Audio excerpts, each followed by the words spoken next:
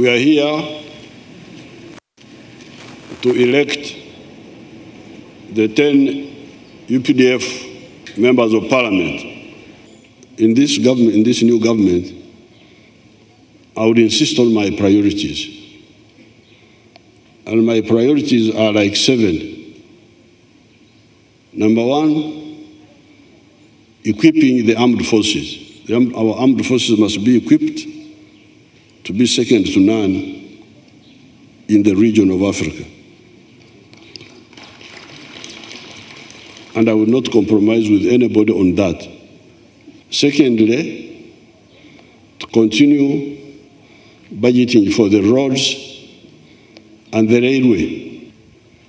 The third one is electricity. The fourth one is health.